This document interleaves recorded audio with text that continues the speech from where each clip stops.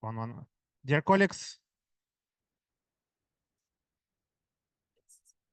uh, our few minutes, please waiting. We're waiting for the final speaker to come. Like, Wendell, it's a few minutes.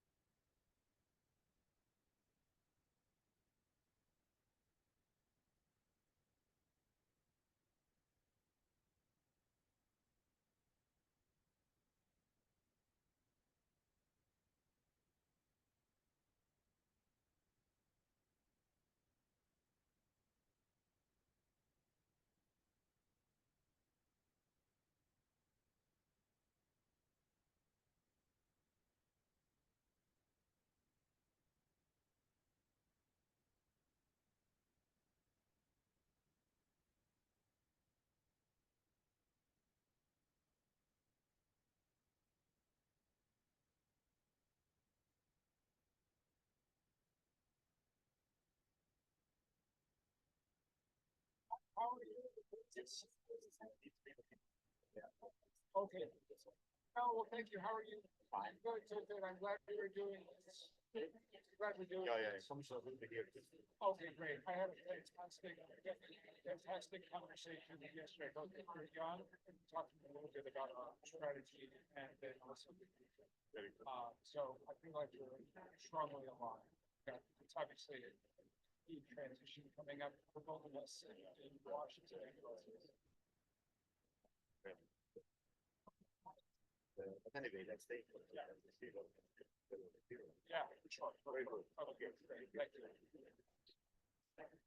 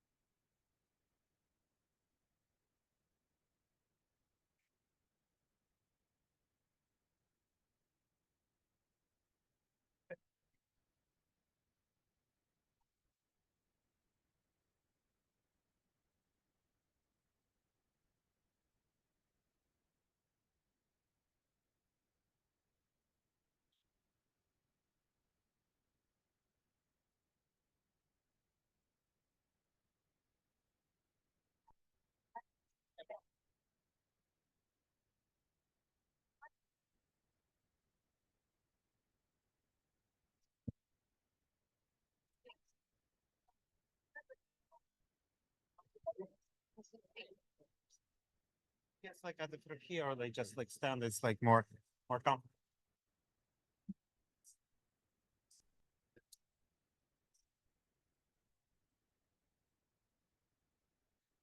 Yeah. Stake your seats. We are starting in 10 seconds. In 5. In 4, please take your seat. Take your seat.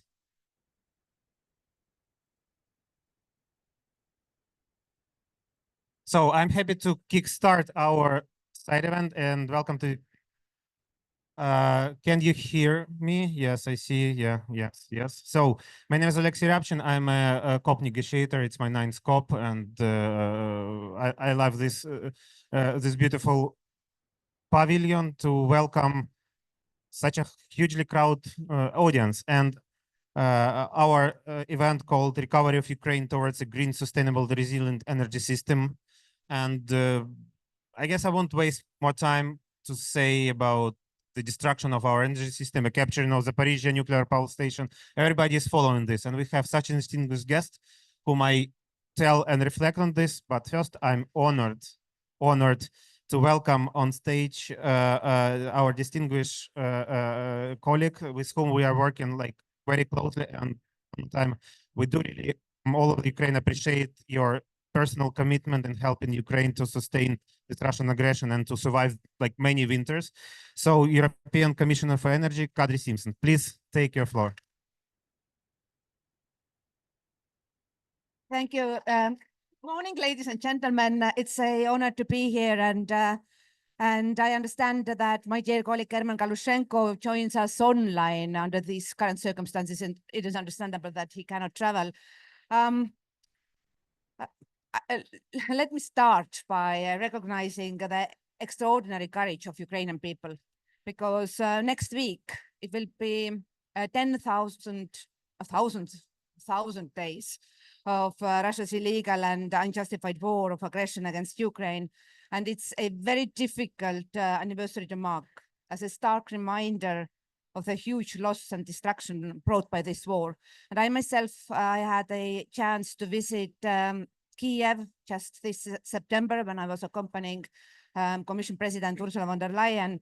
And what we saw there in September was that only this year, since March, Russia has destroyed 9 gigawatts in power generation capacity. And on top of that, something good, we saw that Ukrainians are never giving up. You have kept going with resilience and determination. You remain steadfast in repairing, but also protecting and building back better your energy system. And as your allies and partners, we will be by your side every step of the way. And in the short term, Union aims to meet the immediate needs of citizens while building a more resilient energy system in the long term.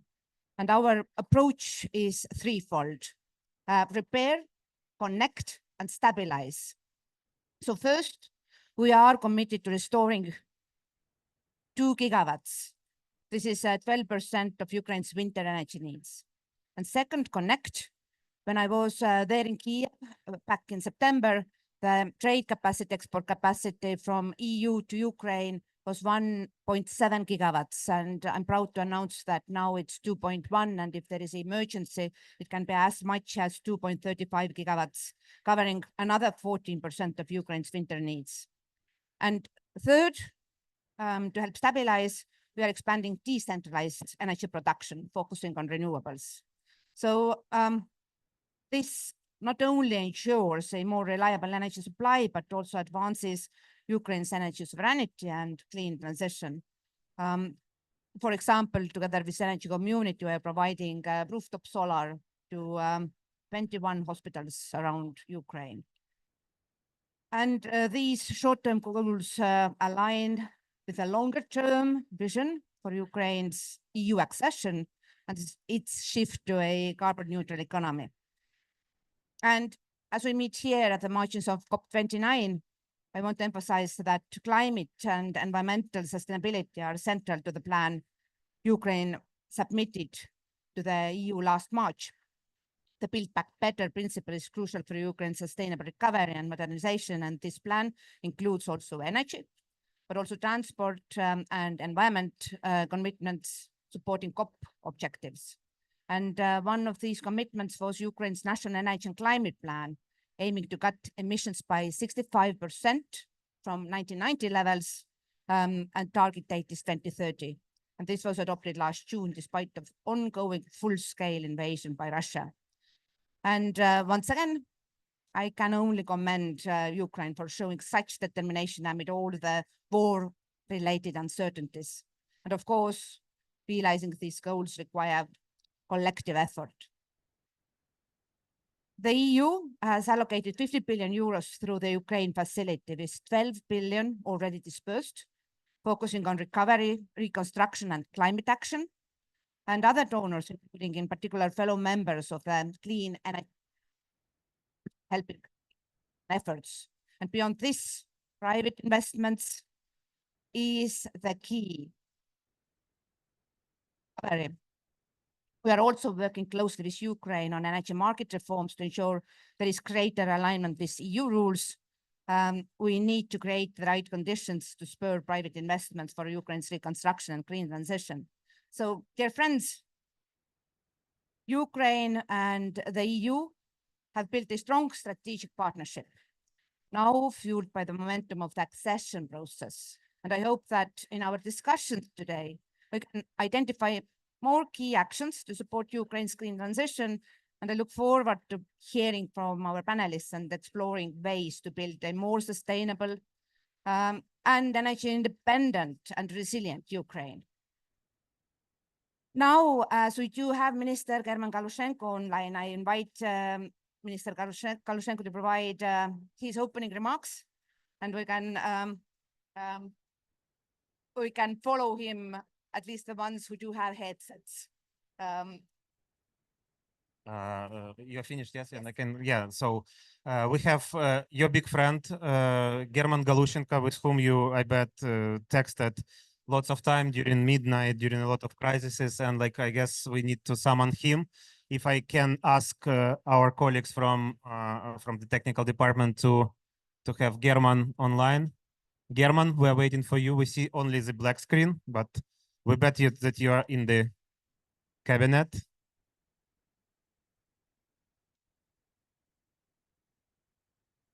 No? So I guess he was summoned. So like we have an opening remark and we have some keynote speeches. So let's proceed with the keynote speeches. And I bet that German will appear in one another. And of course, like we are pleased to have both the EU with us and the US with us, and like with enormous support that Geoff Pyatt, the Assistant Secretary, Bureau of Energy Resources, US Department of State, gave to us. Like it could be really hard to also to survive the winter. So Geoff, please for your keynote speech. Thank you, Alexei. And let me start, since she's here, by acknowledging Commissioner Simpson, who has been such an extraordinary leader for all of us during what is surely the most difficult energy period that the European Commission has ever traversed. So, Commissioner, I know you are looking forward to handing over the reins, but I want to acknowledge on behalf of all of your colleagues and supporters in Washington, including my boss, Secretary Blinken, our tremendous gratitude for your leadership through this extraordinary period.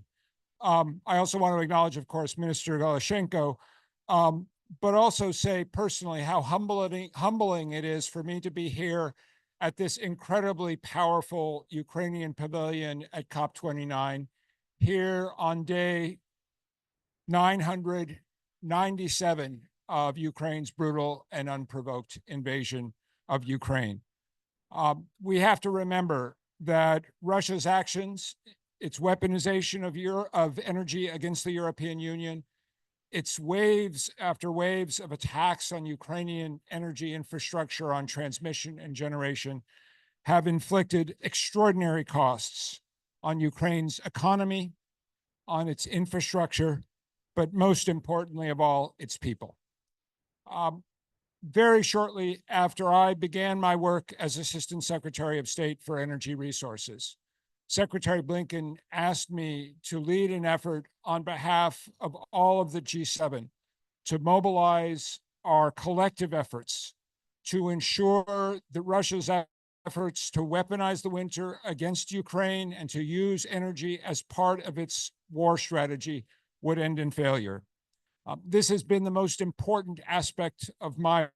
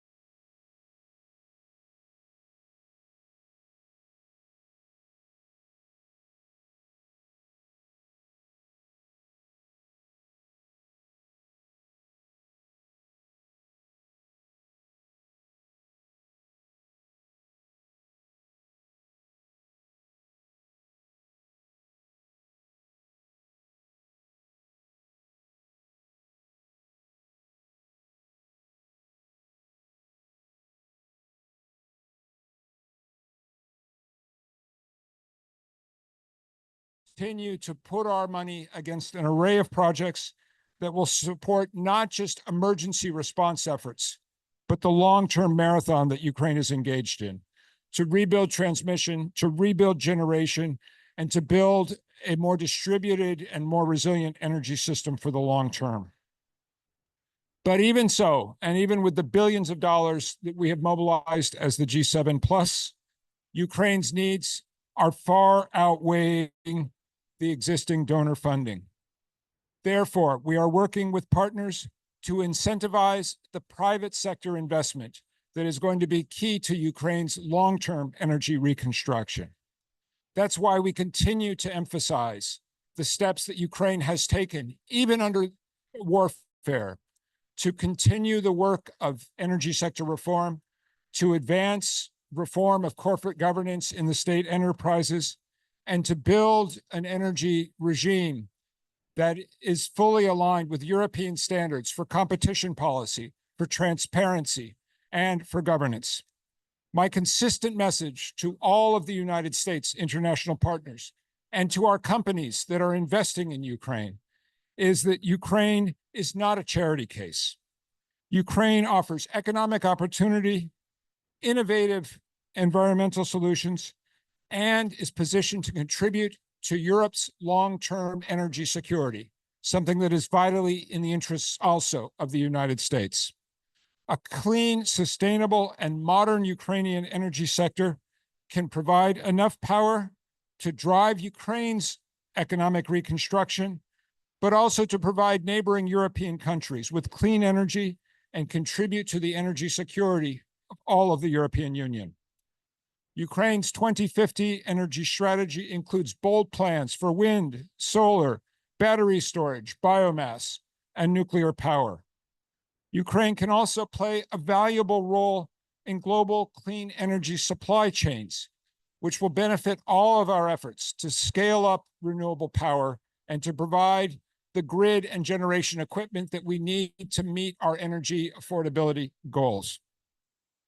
As the world continues to move away from fossil fuels and towards electrification and clean energy, there is huge unmet demand for grid infrastructure, innovative clean energy technologies, digitization components, and other inputs for a responsible energy transition.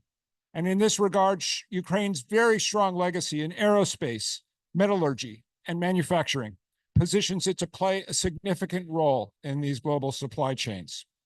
I was so pleased, therefore, to see my friend, Deputy Prime Minister Seredenko, just a few weeks ago visiting a wind turbine pylon manufacturing facility in Zakarpatska, a perfect example of the niche that Ukraine is well positioned to play in the future. But to truly achieve its vision as a manufacturing and clean energy hub, Ukraine and its partners will have to invest more in the infrastructure needed to generate, transport, store, and deliver larger volumes of electricity and the workforce needed to manage this new energy system.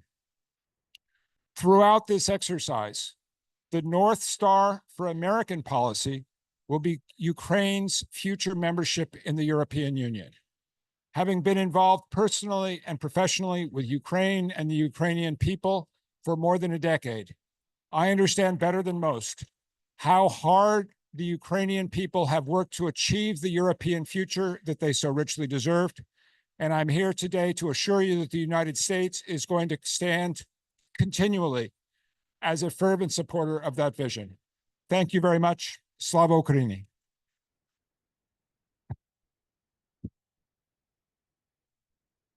Thank you very much, Jeff.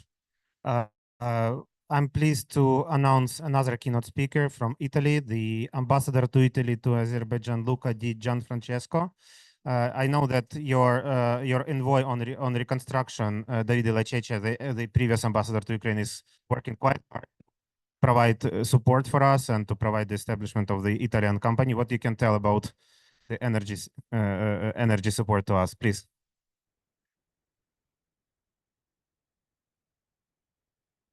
Dear Commissioner, Assistant Secretary, Excellencies, distinguished colleagues, ladies and gentlemen, dear friends from Ukraine and elsewhere.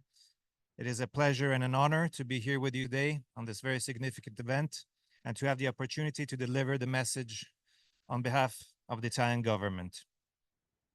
The Italian G7 presidency attaches the highest level of priority to the recovery and reconstruction of Ukraine across all G7 tracks.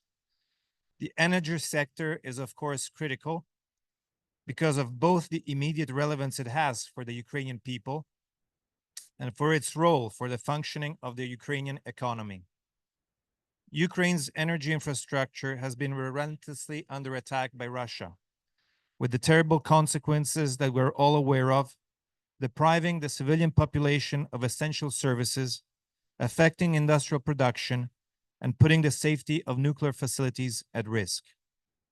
In this context, and in consideration of the upcoming winter, the need to accelerate progress on the reconstruction and protection of Ukraine's energy infrastructure is clear. The G7 Plus ministerial meeting, which was held in New York last September, co-chaired by our Vice President and Minister of Foreign Affairs Tajani and Secretary of State Blinken, has been an important moment as it helped greatly in raising awareness and accelerate international support. Only a few days ago, the Italian Parliament unanimously ratified the agreements necessary for the disbursement of 100 million euros soft loan to Ukr-Hydroenergo, part of a 200 million euro project with the EBRD to restore the energy capability of the country in the hydroelectric sector. This agreement will significantly contribute to the energy security of the country and help gradually achieve Ukraine's carbon neutrality goals. Furthermore, at the Berlin Ukraine Recovery Conference in June, Vice President Tajani announced 15 million euros in donation to support urgent measures to respond to the destruction caused by Russian bombing of energy infrastructure. Of these 15 million, 2 million euros will contribute to the progressive decentralization of the system through a UNEP project in cooperation with IRENA, focusing on the development of city-level master plans, local capability building in renewables, and drafting the plan for the 30-megawatt solar plant. G2G agreements, both in the energy sector and in environmental protection and sustainability, will play a crucial role in implementing effective actions that will help Ukrainian people and Ukraine in the long term. In 2023, we signed a memorandum of understanding for the protection of the ecosystem severely damaged by war, environmental cooperation, and sustainable development. A second MOU was signed last year during COP28 in Dubai, aiming at strengthening the cooperation in the field of energy transition and renewables, with a particular focus on low-carbon energies. Looking at the longer term, we are proud that we will also have the opportunity to continue our commitment in support of Ukraine also next year as host of the Ukraine Recovery Conference, which will be held in Rome on July 10 and 11th, 2025. As a cross-cutting issue, the green transition and sustainability will feature prominently in the event and will span through all the 4 dimensions of the conference: reforms for EU accession, private sector involvement, human capital, and local government.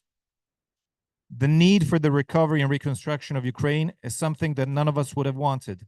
At the same time, we, all the partners of Ukraine, the Ukrainian authorities, and the private sector, should look at it now as an opportunity to build back a more modern, resilient, and sustainable Ukraine.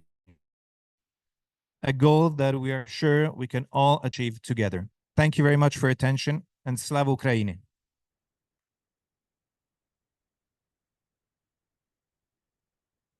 Thank you, Your Excellency. And now I would like to invite Lee McDonald, the Director General for International Net Zero Department of Energy Security and Net Zero of the UK.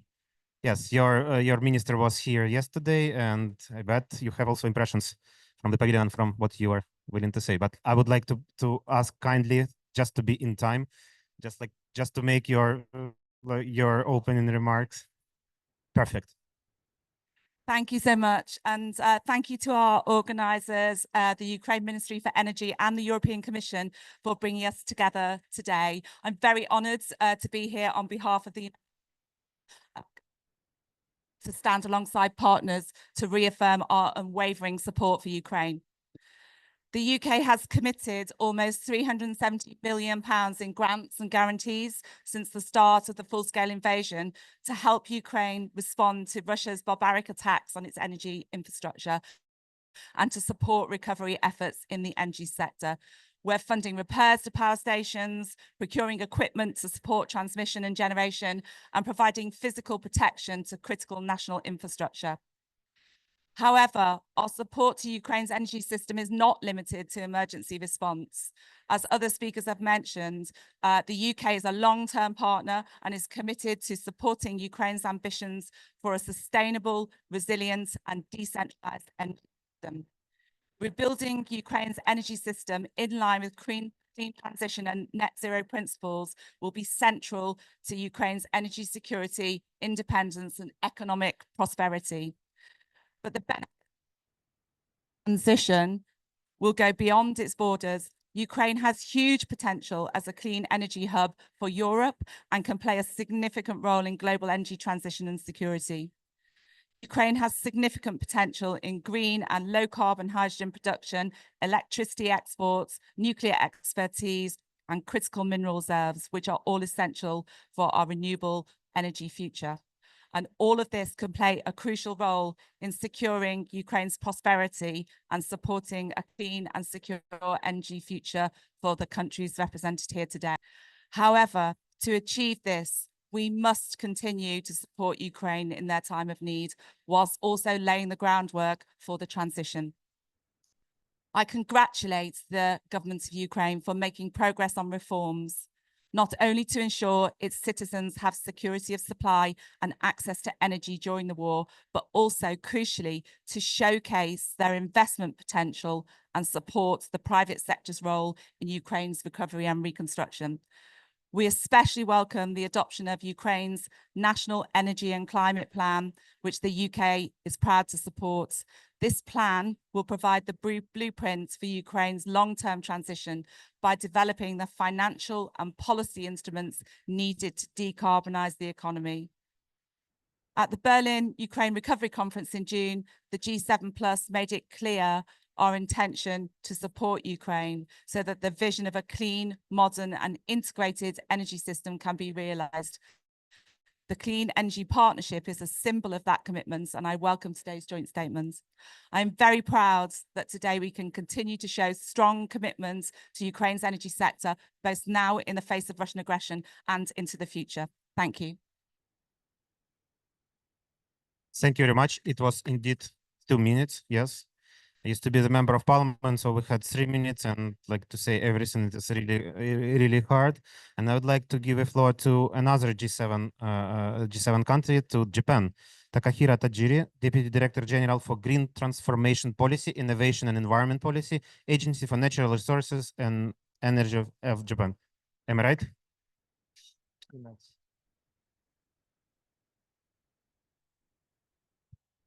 morning. Her Excellency Kadri Simpson is Commissioner for Energy. His Excellency Herman Harashchenko from online, Minister of Energy, Ukraine, other distinguished speakers and all. I am Tajiri from the Ministry of Economy, Trade and Industry and of Japanese government. I'm honored to be deliver my remarks at this important event. Thank you very much for giving me this opportunity. The Russian invasion of Ukraine is a major test for the energy security of Ukraine and the world. Russia's relentless targeting of Ukraine's energy infrastructure is unacceptable.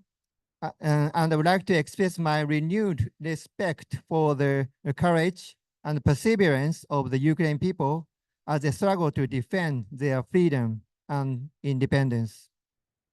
The Japanese government has announced and implemented a total of $20.1 billion in support for Ukraine in the form of humanitarian and recovery and reconstruction assistance, including support for power, landmine countermeasures, and debris removal, education, and medical care, as well as the financial assistance. In addition, given that Russia's attacks have caused damage to energy-related facilities, we will also consider providing additional support in line with Ukraine's needs, including distributed generation. In addition, public-private cooperation is extremely important for Ukraine's recovery, particularly in the energy sector. In order to make Japan's unique contribution to the reconstruction of Ukraine, the Japan-Ukraine Conference for Promotion of Economic Growth and Reconstruction was held in Tokyo in February this year. And the Japan-Ukraine Public-Private Roundtable was held in Berlin, Germany in this June.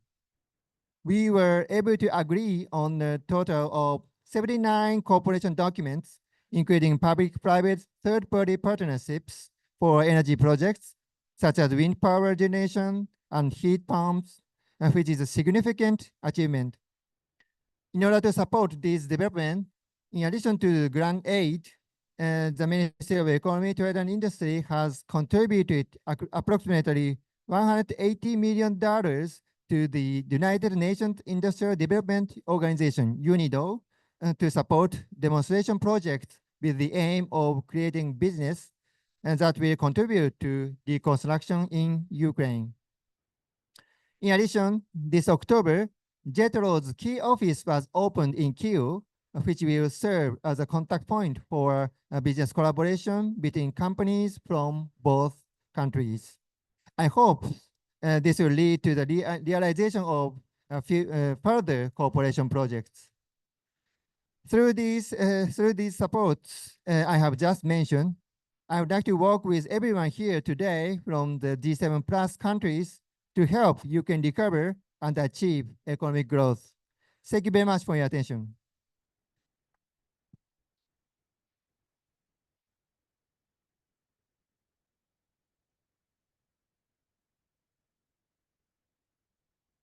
I would like to give the floor to Kevin Macron, the climate ambassador of France.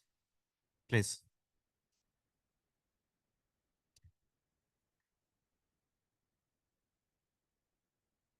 Dear Commissioner, dear Kadri, Excellencies, dear friends and allies, дорогие друзья, in spite of the Russian illegal and unjustifiable war in Ukraine, Ukraine will remain the largest energy partner in Europe.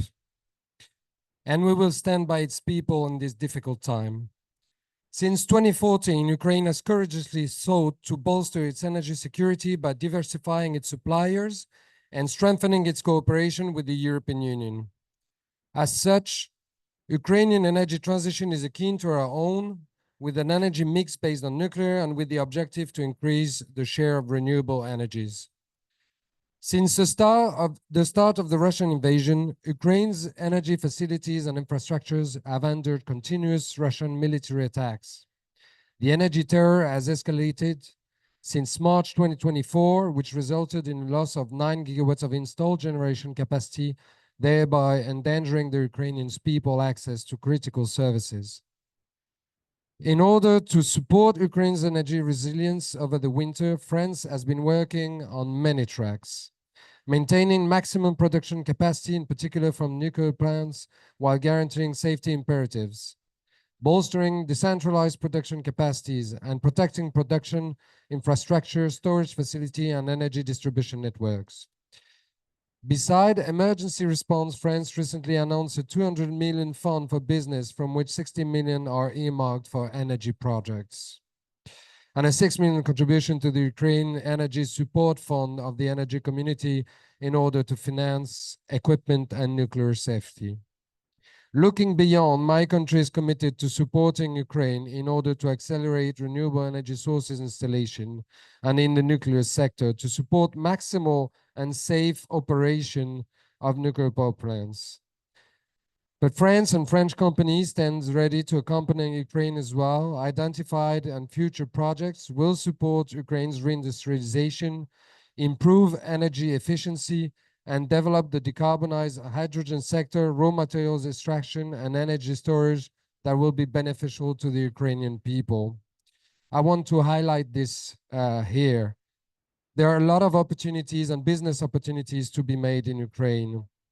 And we will support our investors to go to Ukraine, not only because it's a beautiful country, but also it makes economic sense.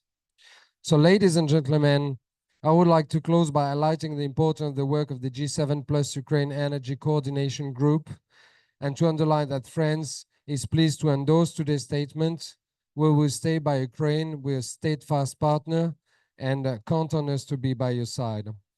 I would like to reiterate our deepest support to Ukraine. I thank you very much. Дуже дякую. Slava Ukraini. Thank you, Your Excellency, and good luck in negotiations further. I would like to take the floor to Canada. Michael Bonser, Associate Assistant Deputy Minister, Strategic Policy, International Affairs, Branch of Environment and Climate Change, Canada, and Assistant Deputy Minister. The floor is yours. Thank you. Thank you. Thank you very much. Thank you to Minister Galushenko, Commissioner Simpson, to the Ukrainian delegation for hosting this very important event. You know, I bring a message from the government and people of Canada that we are here to reaffirm our stalwart support for Ukraine in the face of Russia's illegal and unjustified war. And in that context, we are fully committed to working towards green and clean recovery and economic growth. And a key to this objective, as other speakers have said, must be to include rebuilding sustainable energy systems. A lot has been said, so really let me distill my remarks to three very brief points. And the first, a stable, secure green energy system in Ukraine has global implications through its impact on food production and on the energy security of it. Energy security is essential to the well-being of Ukraine's people and will have long-term implications on the country's reconstruction. My second point is really around international support for Ukraine's recovery efforts. Canada is working closely with G7 partners, the G7 plus coordination mechanism, with the EU and other key allies to support mechanisms to furnish Ukraine with energy support. And we see this as an essential component of our partnership. My third and final point is around financing and partnership. Financing is an important part of this conversation, and we need to engage all actors, and as many have said, including the private sector, in order to get this right. Canada has committed over $12.4 billion in financial assistance across the totality of our assistance to Ukraine since the beginning of Russia's war, including loans and temporary suspension of debt service. But as others have said, the private sector engagement is so critically important to this. And this week, Canada led a delegation of 20 companies to the Rebuild Ukraine Energy and Reconstruction Trade Show in Warsaw. Many of these companies are focused on solutions to address climate change, such as sustainable infrastructure and renewable energy. Let me close by just reiterating that Ukraine can count on our continued commitment and partnership. We will work with Ukraine to support energy transitions that foster long-term stability, security, and economic development. I hope that was 2 minutes. There's more time for the panelists. Perfect. Thank you for helping me to save my face as a moderator to proceed with the timing. And I would like to give a floor to Germany, Stefan Wenzel, Parliament and State Secretary, Federal Minister of Economic Affairs and Climate Action. Last but not the least, thank you.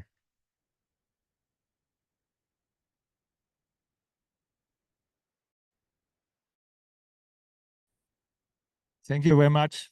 Dear Commissioner Kadri Simpson, dear Minister Herman Halushenko, dear Excellencies, colleagues, ladies and gentlemen.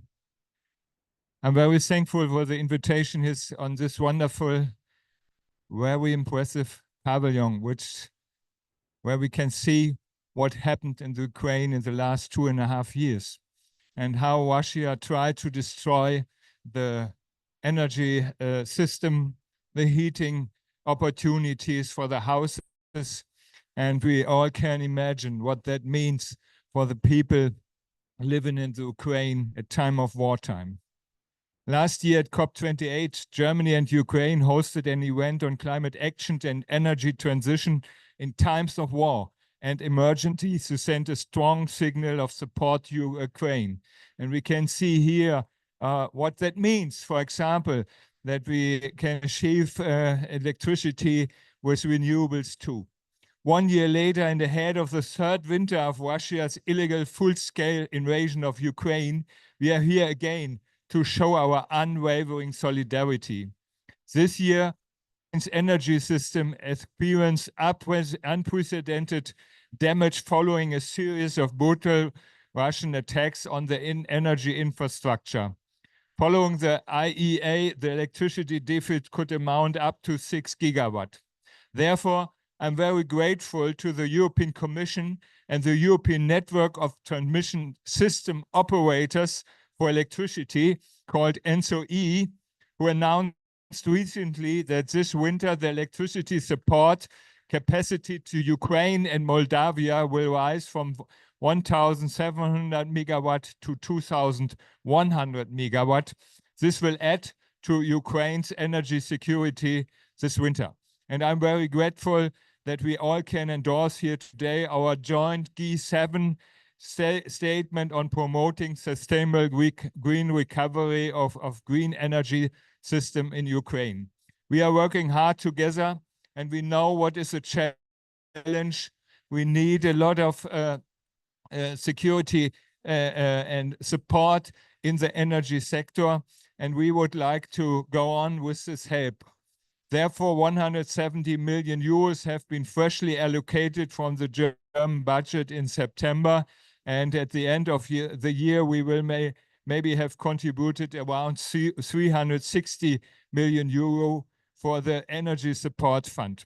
And therefore, I hope also that we can achieve a lot of help from the private companies. You mentioned it also, because mostly components for repair, it's not always possible to buy them and to get them at the next day. So sometimes we need the help also for companies who have spare parts and can deliver very, very shortly. So dear colleagues, let us make sure that our joint efforts in supporting Ukraine do not lose pace and are here to stay for as long as it takes. Thank you very much for your attention.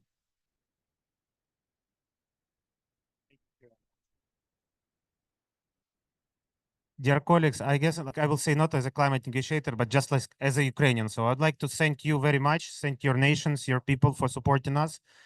It is really hard to survive the winter, like when like when you sit without an electricity, when you plan to charge your phone or to wash your clothes, like in some hours of night when you know that the electricity is there.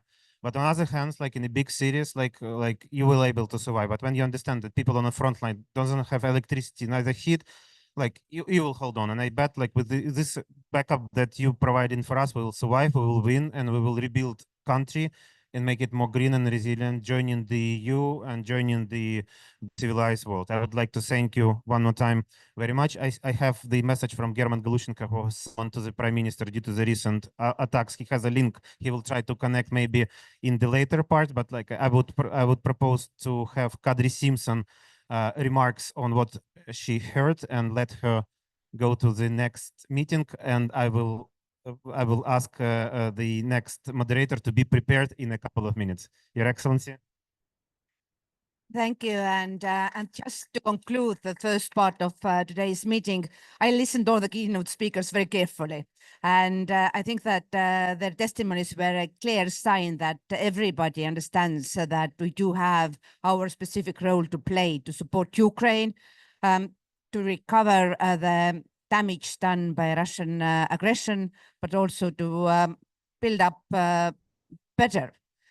And this is not only G7 plus format that helps to coordinate the support so that Ukrainians really receive equipment, what is necessary at this very moment. The next panel will bring a broader perspective, and I want to mention also the role of the Energy Community Secretariat, where under Ukraine Support Fund, not only member states from European Union, but also our partners and private companies have been able to deliver in-kind support to Ukraine.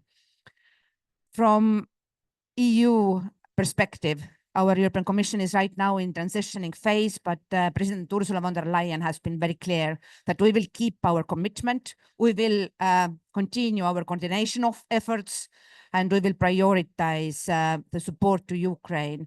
We make sure that you do have everything that helps you to prevail. Thank you. Thank you very much once again. So, team, I apologize. Yeah, I apologize for making it a bit too long, but you have still like a great panel to moderate. So I would like to welcome Tim Stern, Director for International Energy Diplomacy, FCDO, who will moderate the panel discussion. And you will name your speakers, please. Thank you very much. And thank you very much to Commissioner Simpson and Assistant Secretary Pyatt.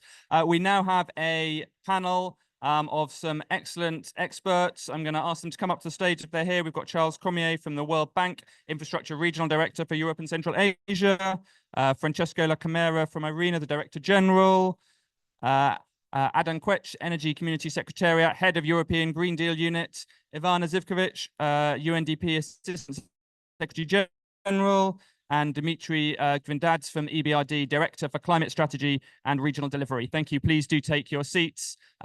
Let's give them a round of applause.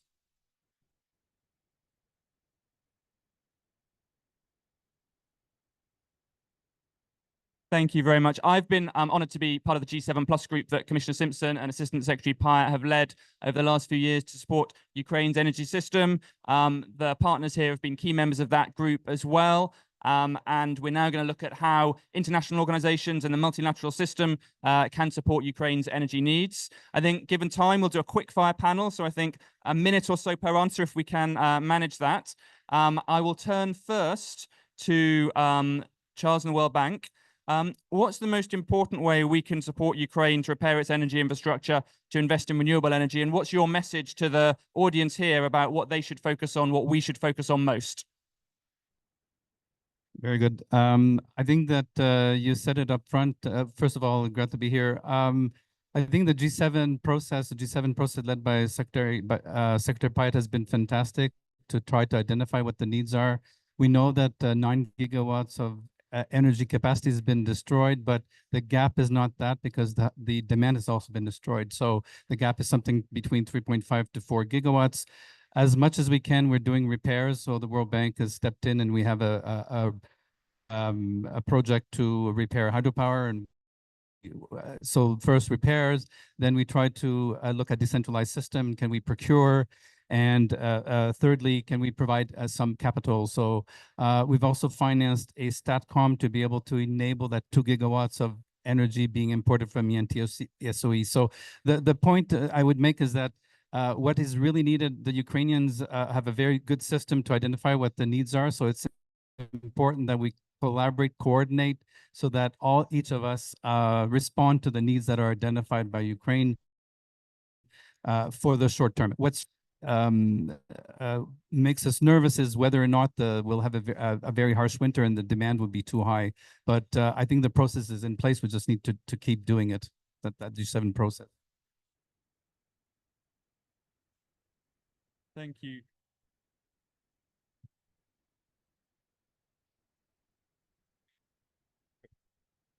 Thank you very much. I'll pass a similar question to EBRD. What are you focusing on as the most important areas of investment? And again, what do you think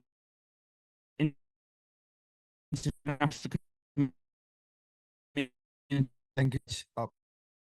Well, very briefly, since invested 5 billion euros into Ukraine, and 90% of the projects have been in the private sector.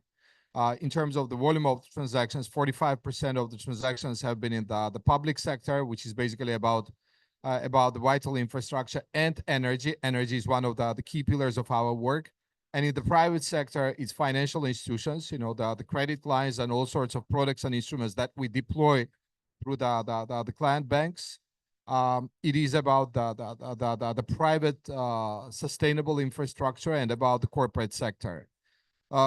We deployed in September of this year 700 million of the FI facility, basically the funding which is deployed through the financial sector and which is related to the energy security, the so-called Ukraine energy security support facility, which is supposed to be helping the private sector to cope with the challenges, you know, of basically retaining the energy security in the current situation. We have also mobilized 2.5 billion euros of the donor finance, which is about the grants and financial support, the concessional aid, which is very important because in the last 2.5 years, the public debt to GDP ratio has increased from roughly 40% to 100%. So clearly there is this bottleneck in terms of the public sector borrowing, and there are some other concerns in the real and financial sectors.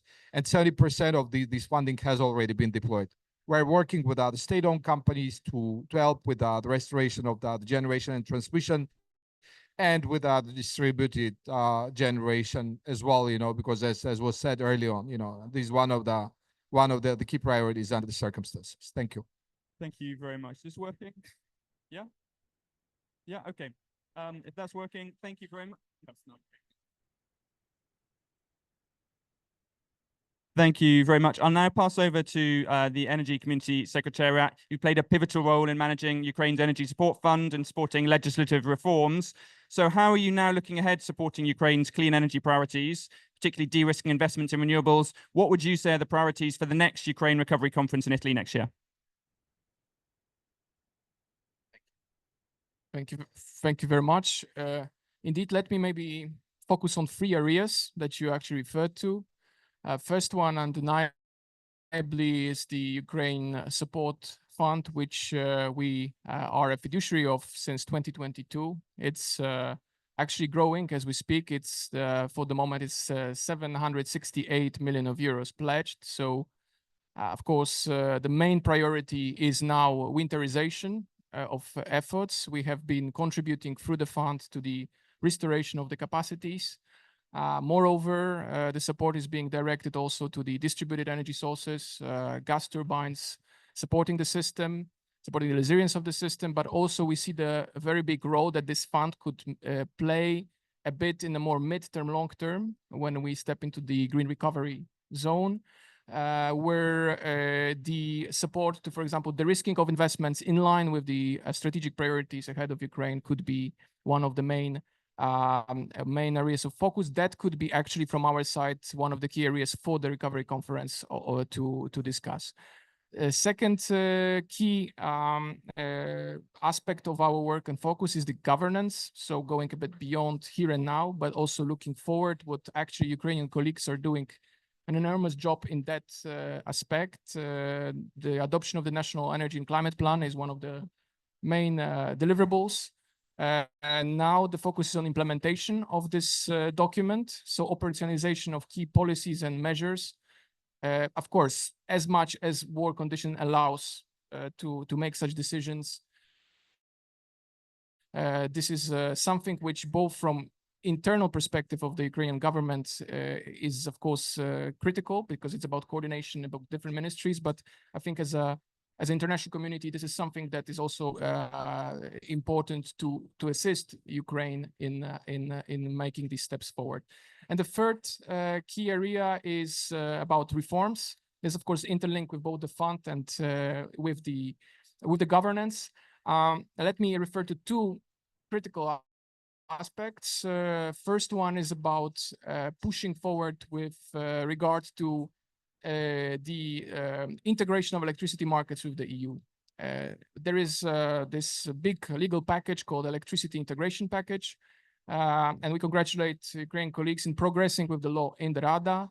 This is essential because by finalizing that process, Ukraine market is de facto a part of the EU market. So players are fully on the level playing field, if you will. So, and of course, finally, I'm looking also towards our arena colleagues, but the whole community supporting renewable energy development in Ukraine is, of course, very much interested in the risking of investments. And I'm not talking only here about risks related with war, but I'm talking here about risks related with the difficulties, of course, that the Ukraine system provides for, off-taker risks, lack of a certain level of lack of clarity and trust from investors. This is something I think which could be subject of our collaborative effort and a part of the whole big de-risking discussion that all the donors, IFIs, international organizations are focusing on.